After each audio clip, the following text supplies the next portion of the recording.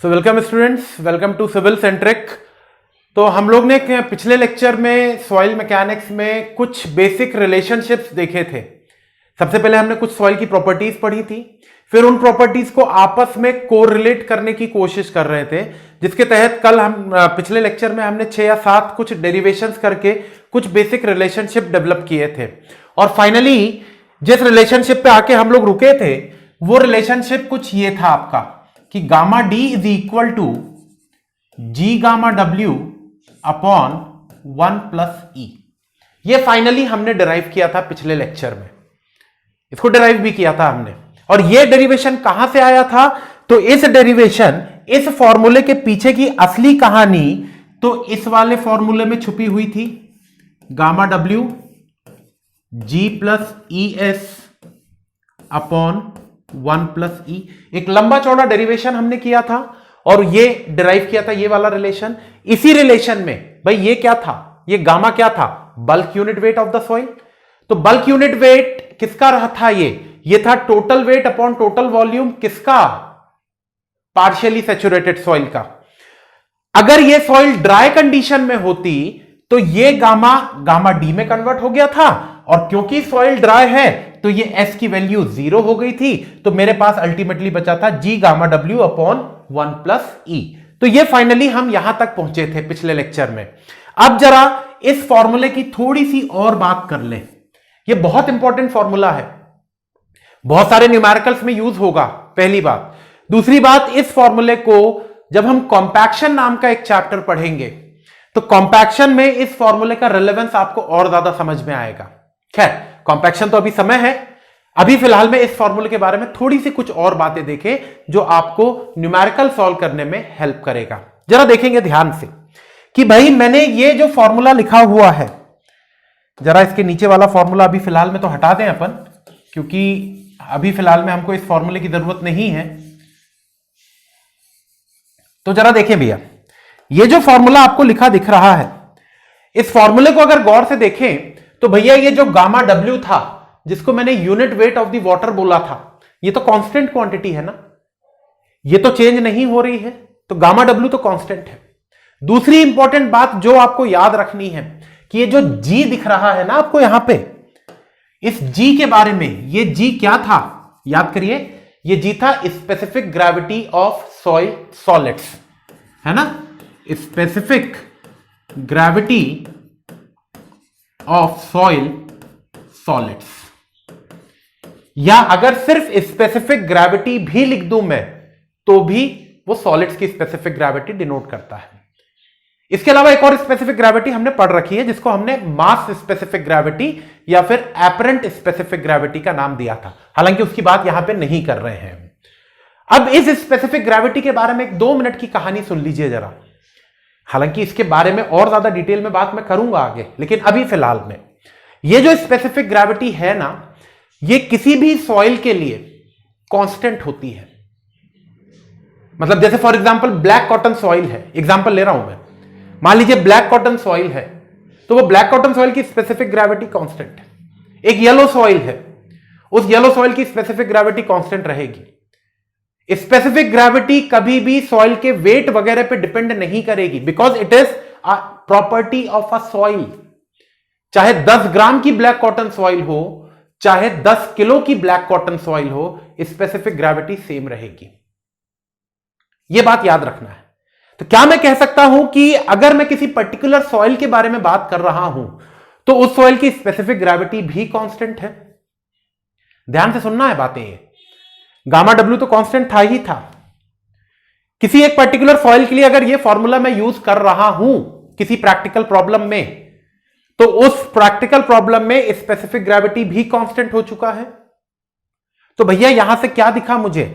Mathematics हम जानते हैं, तो इस फॉर्मूले से यहां पे बारे में मैं ये तो लिख दूं कि G is constant for a given soil, constant for a given soil. जो सॉइल आपको दी गई है ना, उसके लिए जी तो कांस्टेंट होगा।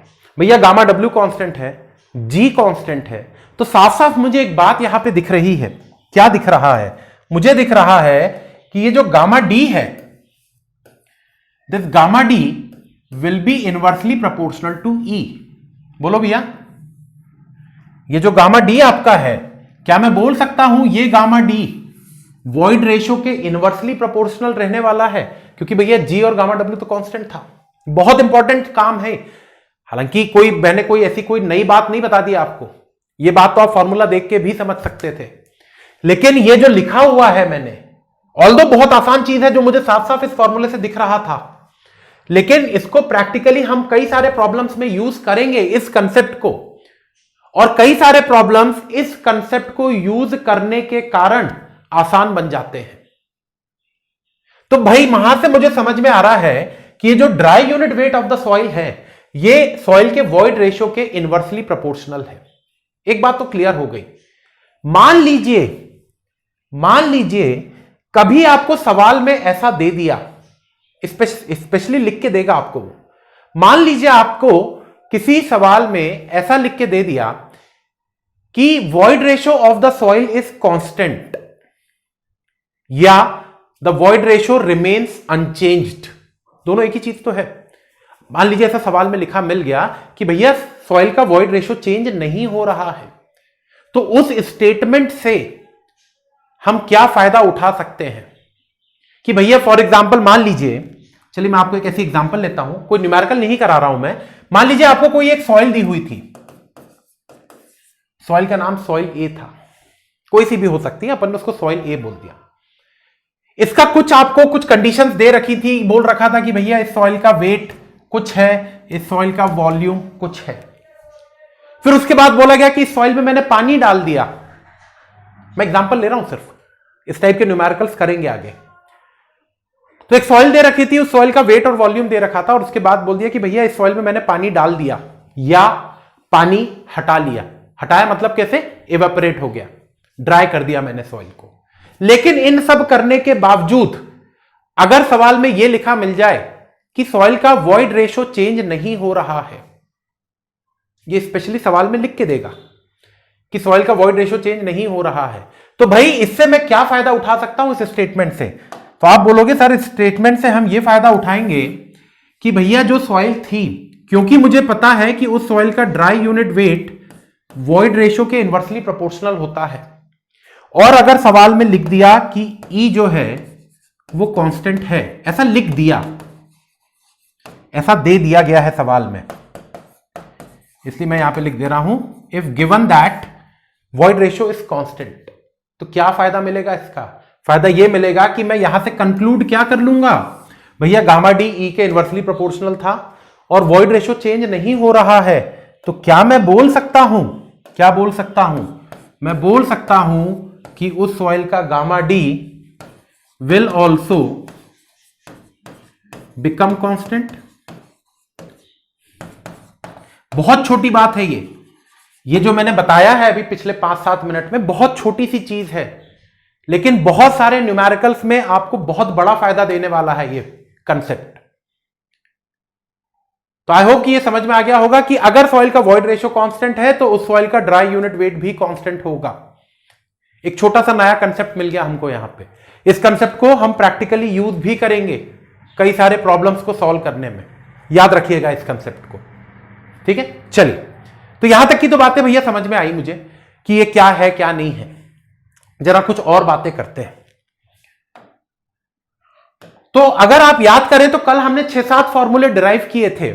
वो फॉर्मूले कुछ ये थे, E is equal to n upon 1 minus n, या n is equal to E upon 1 plus E, या फिर ES is equal to WG, या फिर NA is equal to N into AC, या फिर gamma is equal to gamma W G plus ES upon 1 plus E, या फिर gamma saturated is equal to gamma W G plus E upon 1 plus E, and finally हमने derive किया था gamma D is equal to G gamma W upon 1 plus E। ये कुछ फॉर्मूले derive किए थे, और अभी फिलहाल में मैंने आज के लेक्चर में, अभी फिलहाल के लेक्चर में इस गामा डी के बारे में थोड़ी सी नई कहानी आपको बताई। तो ये सारी कहानियां आपको आई होप कि क्लियर होंगी। इनके डेरिवेशंस, इनका बेसिक कंसेप्ट, डिराइव करने के समय पे कौन कौन से कंसेप्ट लगाए थे, ये सारी बातें आपको क्लियर हो चुकी होंगी। ठीक है, अभी कुछ फॉर्मूलों की कमी दिख रही है यहां पे, कुछ और फॉर्मूले हमको डिराइव करने पड़ेंगे। जरा देखते हैं कौन कौन से फॉर्मूले हैं। देखिएगा जरा, ये 7 फॉर्मूले तो आपके सामने हैं और इन 7 फॉर्मूले को आपको याद रखना है। गेट की एग्जाम में इन फॉर्मूले से रिलेटेड न्यूमेरिकल आएगा ही आएगा, गारंटी के साथ मैं आपको बोल रहा हूं।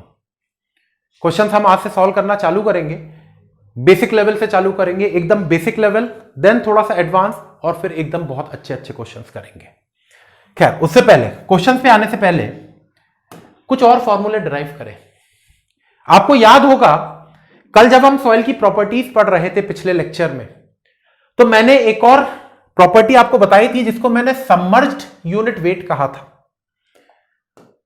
मैंने सबमर्ज्ड यूनिट वेट के बारे में आपको कुछ बताया था जिसको मैं गामा डैश से लिखता था, और इस गामा डैश को मैंने बोला था this is the submerged unit weight of the soil, submerged unit weight of soil, ऐसा करके कुछ बताया था। और इस गामा डैश को मैंने लिखा था कुछ इस तरीके से, W minus you upon V, जहां पे W was the wait of the soil and U was the upthrust, है ना। U क्या था भैया यहां पे ये जो U लिखा हुआ है, दिस इज द अपथ्रस्ट। भाई अगर कोई सी भी बॉडी पानी के अंदर में है तो पानी उसको ऊपर की तरफ एक फोर्स प्रोवाइड करता है। आर्किमिडीज नाम का एक साइंटिस्ट हुआ करते थे जिन्होंने इस अपथ्रस्ट या फिर बॉयंसी के बारे में कुछ बेसिक बातें कही थी। तो यह फॉर्मूला मैंने कल पढ़ा था और मैंने बोला था कि इसके बारे में थोड़ी सी डिटेल में बात और करेंगे। तो वो समय आ गया है जब हम इस फॉर्मूले की थोड़ी सी डिटेल में बात करें। कुछ एक, क्योंकि भाई अपथ्रस्ट की वैल्यू क्या है सवाल में थोड़ी दी जाएगी आपको कि ये अपथ्रस्ट भी दे दिया आपको सवाल में और W minus you upon V करके आपने गामा डैश की वैल्यू निकाल ली, ऐसा नहीं होगा कभी। आपको तो इससे एक फॉर्मूला डिराइव करना पड़ेगा। वो फॉर्मूला क्या होगा जरा देखते हैं, ध्यान से बने रहिएगा, है ना। तो जरा देखिएगा ध्यान से, मैं इसी स्क्रीन पे आपको इसका फॉर्मूला डिराइव करके बताता हूं। बहुत ही आसान, बहुत ही छोटा सा एक फॉर्मूला आएगा, जरा देखिएगा ध्यान से। याद करिएगा जब मैं इस सबमर्ज्ड यूनिट वेट के बारे में आपको बता रहा था तो मैंने आपसे कहा था कि जिस सॉइल की बारे में मैं बात कर रहा हूं वो सॉइल पानी के अंदर पूरी तरीके से डूबी हुई है। मैंने कुछ एक डिफरेंस लिखा था सैचुरेटेड कंडीशन और सबमर्ज्ड कंडीशन में। सैचुरेटेड कंडीशन का मतलब तो सीधा सिंपल सा था कि सॉइल के सारे वॉइड्स पानी से भरे हुए हैं, और सबमर्ज्ड कंडीशन का मतलब था कि जो मेरी सॉइल है उसके वॉइड्स पानी से भरे हुए हैं, नो डाउट, लेकिन वो सॉइल पूरी की पूरी पानी के अंदर में डूबी हुई है। दो कंडीशंस मिली थी वहां पे। भाई अगर कोई बॉडी या कोई सॉइल पानी के अंदर डूबी हुई है पूरी तरीके से, तो मैं बट ऑब्वियस सी बात कह सकता हूं कि वो सॉइल के वॉइड्स भी तो पानी से भर चुके होंगे, है ना। ये बात तो क्लियर हो रही है हमको। अब चलिए जरा इसके बारे में थोड़ी सी कहानी समझते हैं। ये मेरे पास सॉइल हुआ करती थी, ये मेरे पास एक सॉइल थी, जरा ध्यान से देखेंगे, मैं 3 फेज में नहीं बता रहा हूं। ये सॉइल मान लीजिए, इसके अंदर में सब कुछ है, मतलब सॉलिड, वाटर, एयर, मैं इनको अलग अलग फेज में नहीं दिखा रहा हूं। तो ये मेरे पास एक सॉइल है which is completely submerged in water. ये सॉइल पूरी तरीके से पानी में डूबी हुई थी इस तरीके से। तो एक बात तो आपको क्लियर हो रही होगी यहां पर कि इसके अंदर में हवा नहीं बचेगी। अब इसके पीछे कहानी सुनाता हूं आपको जो आगे भी बहुत ज्यादा काम में आएगी। हर चीज को प्रैक्टिकल लाइफ और रूटीन लाइफ से कंपेयर करने की कोशिश करिए। कहानी यह है, छोटी सी 2 लाइन की कहानी। हम हमारी डेली लाइफ में भी एक चीज देखते हैं कि जो सबसे कमजोर चीज होती है हम सबसे पहले उसको हटा देते हैं, चाहे अपनी लाइफ की बात हो, चाहे किसी को मारना पीटना हो। पूरी भीड़ खड़ी है जिसके साथ आपको फाइटिंग करनी है ना। ऐसा सोचिए, करे भी होगे, इंजीनियरिंग में हो तो करे तो होगे ये काम, है ना। तो सामने भीड़ खड़ी है, हमको मारा फाइटिंग करनी है। सबसे पहले हम क्या करेंगे? सबसे पहले उसमें से सबसे कमजोर इंसान को ढूंढने की कोशिश करेंगे, जिसको आसानी से पीट सके हम, और सबसे पहले उसको हटा देंगे भीड़ में से। एक जनरल ट्रेंड यही है। अब इस सॉइल में देखिएगा जरा, इस सॉइल के अंदर में सॉलिड्स भी, अभी ये पानी के अंदर में मान लीजिए डूबी नहीं है, तो इस सॉइल के अंदर में 3 चीजें थी, सॉलिड, वाटर एंड एयर। थोड़ा सा अपना दिमाग चलाइए और सोचिए कि इन तीनों में सबसे कमजोर चीज कौन सी है। तो आप बोलेंगे सर बट ऑब्वियस सी बात है, हवा सबसे कमजोर है। तो भैया जो सबसे कमजोर है, कुछ भी मुसीबत आने में सबसे पहले वो साथ छोड़ के भागेगा। तो इस सॉइल के अंदर में सबसे कमजोर कड़ी कौन थी? इसके अंदर की हवा। जैसे ही आपने इसको पानी के अंदर में डाला सॉइल को, हवा बोलेगी कि मेरे को तो रहने ही नहीं यहां पे आपके साथ, मैं तो जा रही हूं, तो हवा चली जाएगी, है ना। तो इस सॉइल के अंदर में, क्योंकि ये पानी के अंदर में डूब चुकी है, तो इस सॉइल के अंदर में सॉलिड्स और वाटर बचेंगे। मतलब एक बात तो तय है कि ये सॉइल सैचुरेटेड हो चुकी है, लेकिन क्योंकि सारी की सारी सॉइल पानी के अंदर में है, तो ये जो कंडीशन आपको दिख रही है, ये सबमर्ज कंडीशन कहला जाएगी। तो इस सॉइल के लिए मैंने बोला कि इस सॉइल का वेट तो लग रहा होगा नीचे की तरफ, और इस सॉइल पे एक अपथ्रस्ट आ रहा होगा ऊपर की तरफ। यू का मतलब मैंने अपथ्रस्ट बोला था। कुछ ये कहानी बनी होगी, इस सॉइल का फ्री बॉडी डायग्राम कुछ इस तरीके से बना होगा। और याद करिए इस अपथ्रस्ट के बारे में 7वीं 8वीं क्लास में जब हम थोड़ा सा साइंस पढ़ना चालू करते थे, तो आर्किमिडीज का प्रिंसिपल रटा करते थे स्कूल में कि अगर किसी बॉडी को मैं पानी के अंदर में डाल रहा हूं, तो पानी वहां से डिस्प्लेस हो जाएगा। खुद करके देख लेना, किसी टंकी में पानी भरा हो, उसके अंदर चले जाना, तो आपका जितना वॉल्यूम होगा ना, उतने वॉल्यूम का पानी बाहर हो जाएगा। ऐसा आर्किमिडीज ने खुद एक्सपेरिमेंट किया था। जब वो नहाने गए, तो बाथ टब में जब वो अंदर घुसे नहाने के लिए, तो जब वो बाथ टब में अंदर गए ना, तो जितना वॉल्यूम उनकी बॉडी का था, उतने वॉल्यूम का पानी बाहर गिर गया। तो वो जिस अवस्था में थे, उसी अवस्था में दौड़ते दौड़ते यूरेका यूरेका बोलते हुए भागे थे कि मुझे तो मिल गया। यूरेका मतलब पता चल गया मुझे। क्या पता चला उनको? कि जितने वॉल्यूम की बॉडी किसी लिक्विड के अंदर में, लिक्विड बोले तो पानी, किसी पानी के अंदर में जाएगी, तो जितने वॉल्यूम की बॉडी थी, उतने वॉल्यूम का पानी डिस्प्लेस हो जाएगा। वहीं से इस अपथ्रस्ट का कंसेप्ट डेवलप हुआ। तो ये अपथ्रस्ट में कैसे निकालूंगा? तो यहां पर मैं आर्किमिडीज प्रिंसिपल अगर आपसे बात करूं, तो आर्किमिडीज प्रिंसिपल तो यही है ना। तो मैंने आपसे कहा कि इस सॉइल के ऊपर में अपथ्रस्ट लग रहा है, पानी इसको ऊपर की तरफ भेजने की कोशिश करेगा। कितना पानी डिस्प्लेस होगा, वही तो आर्किमिडीज प्रिंसिपल था। The amount of the water displaced will be equal to the amount of the body that is immersed inside the water. ऐसा करके लिखा हुआ है आर्किमिडीज प्रिंसिपल। हमको प्रिंसिपल रटना नहीं है, हिंदी देसी भाषा में समझना है कि जितने वॉल्यूम की बॉडी पानी के अंदर में जाएगी, उतने वॉल्यूम का पानी बाहर हो जाएगा। सीधी सिंपल सी बात। और वहीं से इसी प्रिंसिपल से अपथ्रस्ट की वैल्यू कैलकुलेट कर लेते हैं हम। कैसे करते हैं अपथ्रस्ट की वैल्यू कैलकुलेट? अगली स्क्रीन पे देखिएगा जरा।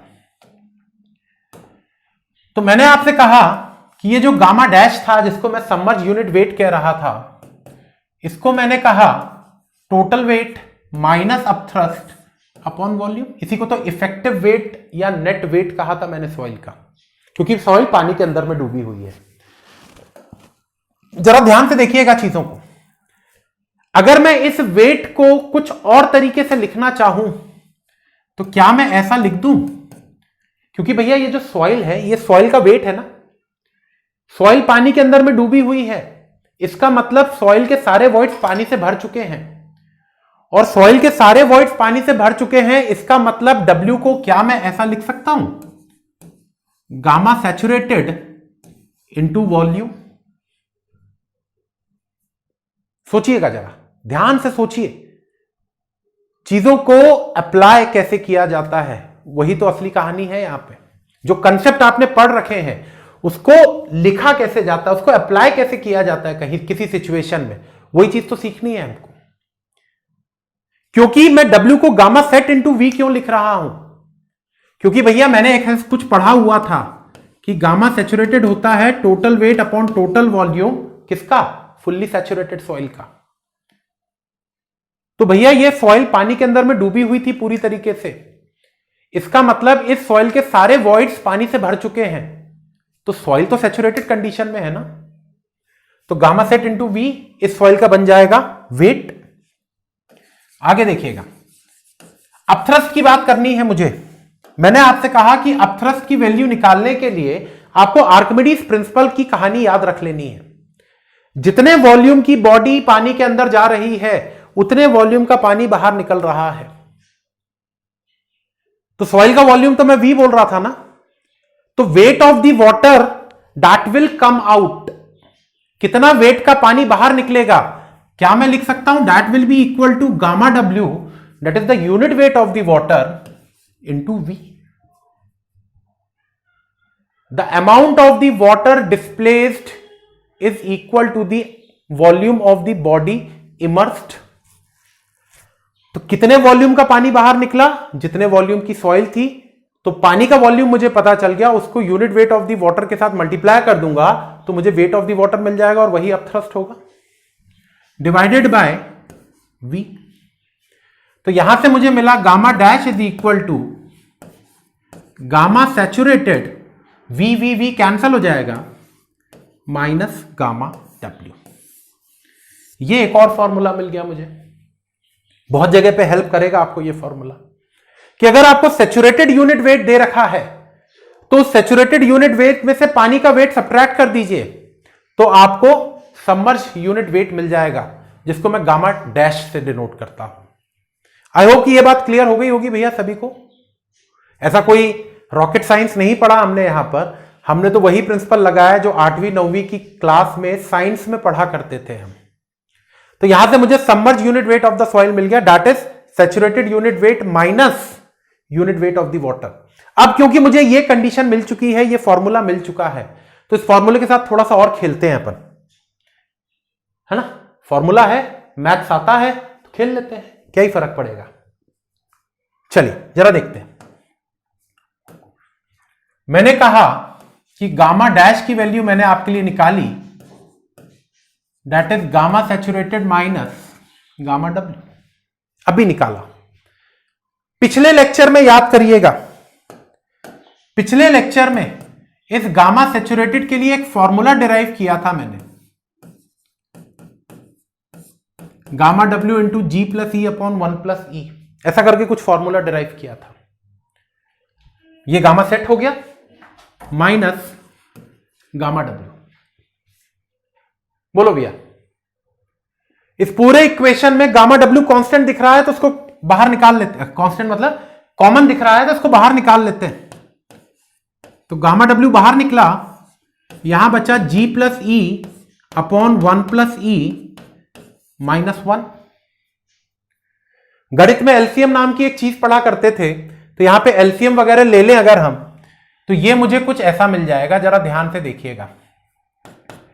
गामा डब्ल्यू जी प्लस ई पूरे का एलसीएम हो जाएगा 1 प्लस ई, और ये 1 प्लस ई ऊपर मल्टीप्लाई होगा तो -1 माइनस ई हो जाएगा।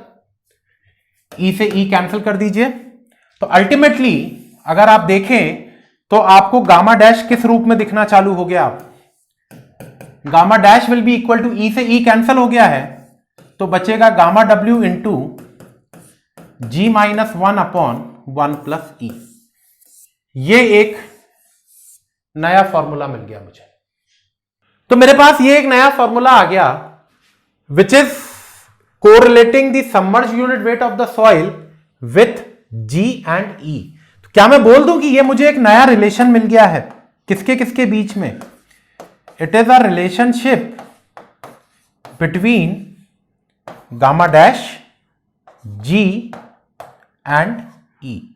बोलो भैया, आ रही बातें समझ में? डेरिवेशन याद रखना ना रखना टोटली आप पे है। मैंने पिछले लेक्चर में भी कहा था कि अगर आप डेरिवेशन नहीं याद रखेंगे तो गेट में बहुत ज्यादा नुकसान नहीं होगा, लेकिन अगर ये डेरिवेशंस आपने समझ लिए और आपको बनने लगे तो कहीं ना कहीं कंसेप्ट डेवलपमेंट में आपको फायदा जरूर होगा। तो वो टोटली आपके ऊपर है कि आप डेरिवेशन याद रखना चाहें या ना रखना चाहें।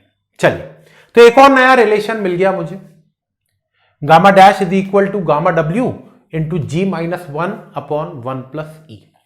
बोले भैया, ये बात आई होप कि सभी को क्लियर हो गई होगी कि किस तरीके से हमने जो बेसिक प्रॉपर्टीज पढ़ी थी सॉइल की, उनको आपस में कोरिलेट कर लिया है। मैंने आपस में सारी प्रॉपर्टीज को कोरिलेट कर लिया है।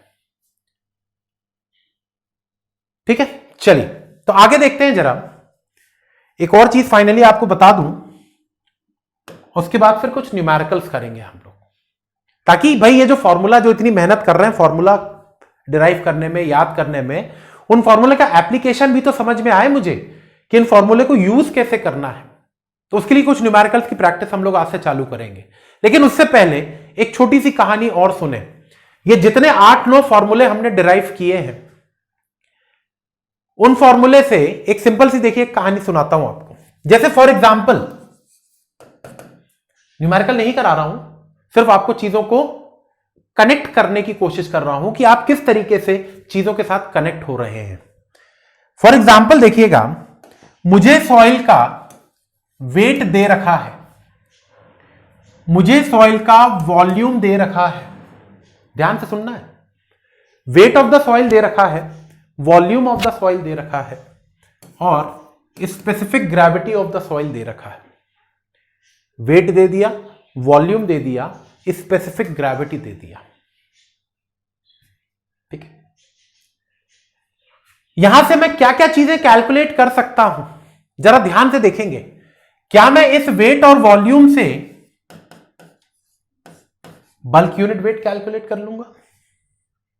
बोल रखा है सवाल में कि सॉइल पार्शियली सैचुरेटेड है, ऐसा बोल रखा है सॉइल के बारे में, तो गामा मिल जाएगा। जी मेरे पास पहले से है, I am having the value of G with me, मेरे पास जी पहले से है, और मुझे सॉइल का वॉइड रेशियो भी दे रखा है, सॉइल का वॉइड रेशियो भी दे रखा है, तो मैंने इससे गामा निकाल लिया। ठीक है, कोई दिक्कत नहीं सर। अब गामा निकल गया तो क्या करें? फिर जो हमने ये फॉर्मूले डिराइव किए ना अभी, उनको यूज करना चालू करेंगे। मैंने एक फॉर्मूला डिराइव किया था, सबसे लेंदी डेरिवेशन जिसका था, gamma is equal to gamma W into G plus E S upon 1 + E।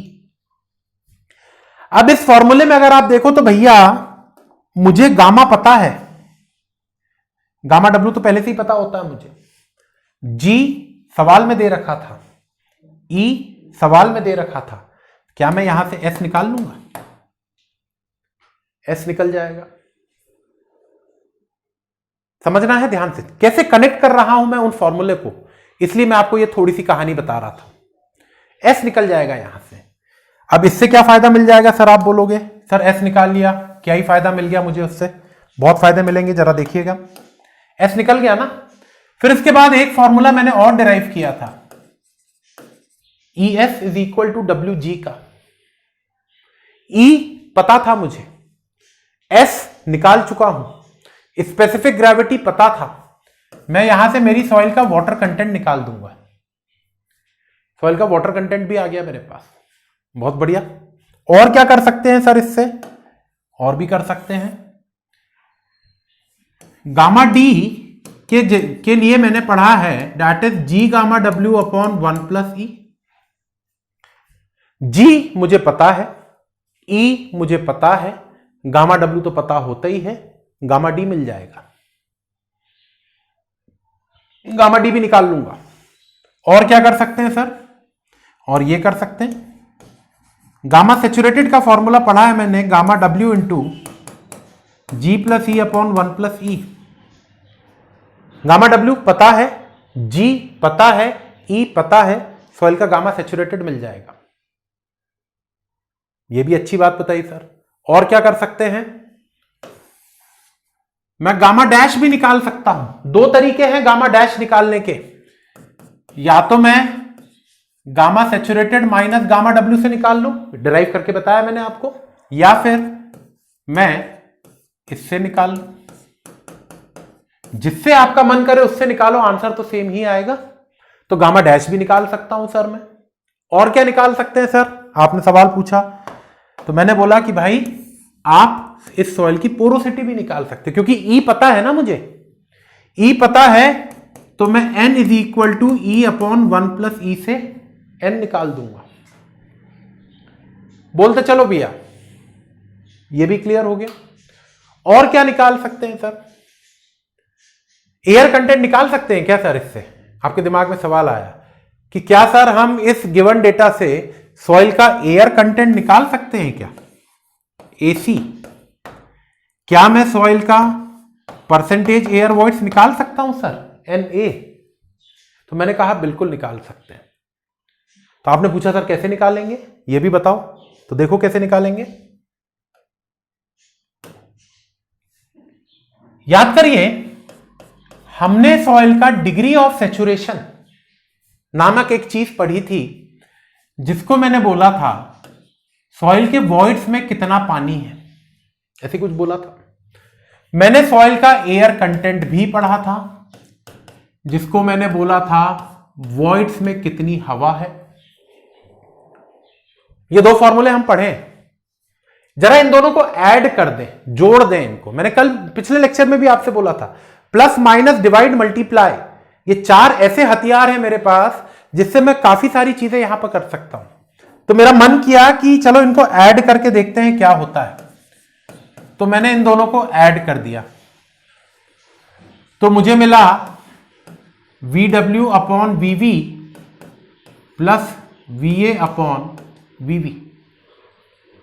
क्योंकि डिनोमिनेटर सेम थे, तो ऐसा स्कूल में हमको पढ़ाया गया था कि अगर डिनोमिनेटर सेम है तो आप डिनोमिनेटर को कॉमन कर लीजिए और न्यूमरेटर को ऐसे लिख दीजिए।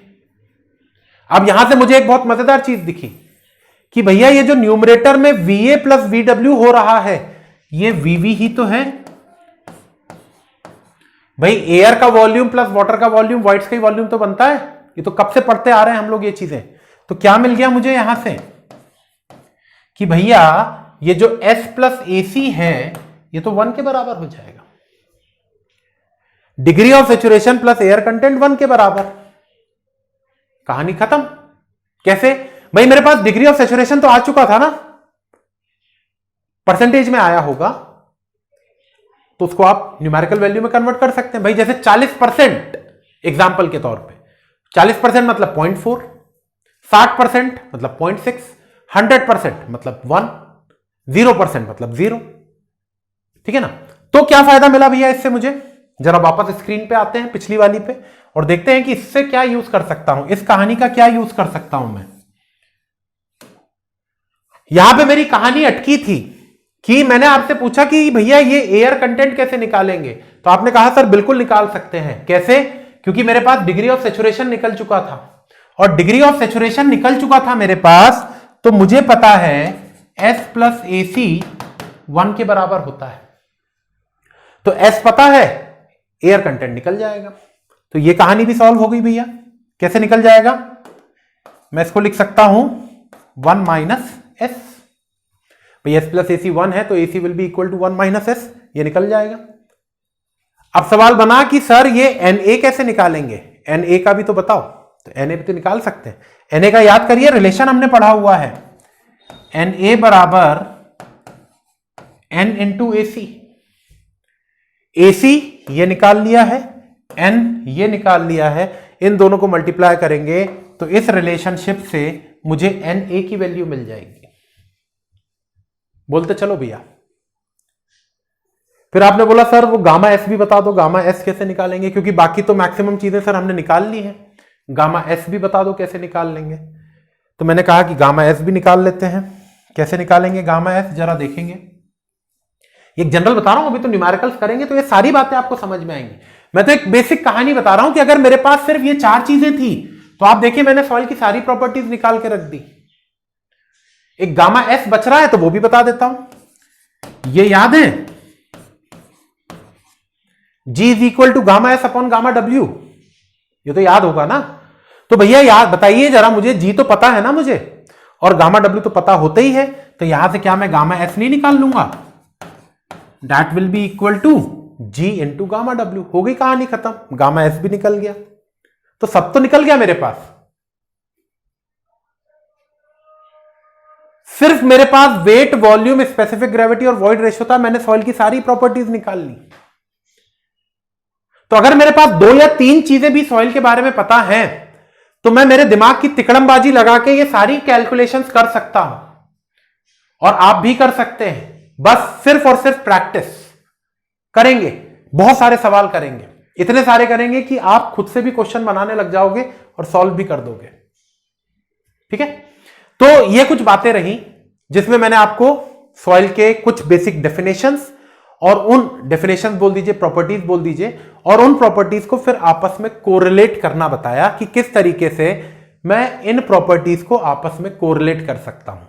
और उसी कोरिलेशन के तहत ये कहानी सुना दी मैंने आपको। अब इस कहानी, ये तो अभी सिर्फ सुनी है हमने, अब इस कहानी को हम बोर्ड पे देखेंगे भी न्यूमेरिकल्स के रूप में। कुछ न्यूमेरिकल्स करेंगे सो दैट ये जो अभी तक हम पिछले लेक्चर्स से पढ़ते आ रहे हैं सॉइल के बारे में, वो सारी बातें हमको प्रैक्टिकली भी समझ में आना चालू हो जाएंगी। तो आई होप कि यहां तक की सारी बातें आपको क्लियर हैं, और कैसे फॉर्मूले डिराइव हुए, क्या प्रॉपर्टीज होती हैं, वगैरह वगैरह सारी बातें आपको क्लियर हो चुकी हैं। नेक्स्ट हम लोग देखेंगे कुछ बेसिक न्यूमेरिकल्स, क्योंकि आज स्टार्टिंग है आपके न्यूमेरिकल्स की, तो बहुत ही बेसिक लेवल के सवालों से चालू करेंगे और धीमे धीमे समय के साथ न्यूमेरिकल्स का लेवल भी बढ़ाते चलेंगे। पहले फॉर्मूला बेस्ड, फिर थोड़े से एडवांस लेवल, और फिर बहुत अच्छे लेवल के सवाल करेंगे। तब तक करते रहेंगे जब तक आपको कॉन्फिडेंस ना आ जाए। ठीक है, तो अगला जो हम लोग देखेंगे, अगले लेक्चर में जो हम लोग देखेंगे, that will be some numericals, कुछ न्यूमेरिकल्स की बात करेंगे। ठीक है, तो यहां तक ये रही आपकी कुछ बेसिक प्रॉपर्टीज और उन प्रॉपर्टीज को आपस में कोरिलेशन। अगली स्लाइड, अगले लेक्चर में हम लोग इससे रिलेटेड कुछ न्यूमेरिकल्स देखेंगे। ठीक है, तो प्लीज मैं बार बार रिपीट करूंगा, हर लेक्चर के आखिरी में रिपीट करूंगा आपके लिए कि प्लीज इन सब चीजों को पढ़ते रहिए, रेगुलर पढ़िए, पेंडिंग में मत छोड़िएगा कुछ भी। अगर पेंडिंग में आपने 1 या 2 दिन की चीज भी छोड़ी तो आप बहुत पीछे हो जाएंगे। और क्योंकि ये जो चैप्टर हम पढ़ रहे हैं, ये सॉइल मैकेनिक्स का एक बेस बनाता है आपके लिए, तो इस चैप्टर को तो जितना ज्यादा अच्छे से आपको क्लैरिटी मिलेगी, उतना ज्यादा फायदा आपको आगे की सॉइल मैकेनिक्स में मिलेगा। तो प्लीज रेगुलरली पढ़िए, रेगुलर पढ़ते रहेंगे तो ये चीजें परमानेंटली आपके दिमाग में बैठ जाएंगी, और फिर जब हम इनके साथ न्यूमेरिकल्स करेंगे तो न्यूमेरिकल्स के थ्रू आपको इन पूरी कहानियों के कंसेप्ट भी क्लियर होते जाएंगे। ठीक है, तो अगले लेक्चर में हम लोग इन्हीं कंसेप्ट से रिलेटेड कुछ बेसिक न्यूमेरिकल्स देखेंगे। तब तक प्लीज पढ़िए, एंड अगले लेक्चर में मिलेंगे कुछ न्यूमेरिकल्स के साथ। ठीक है, चलिए, थैंक यू।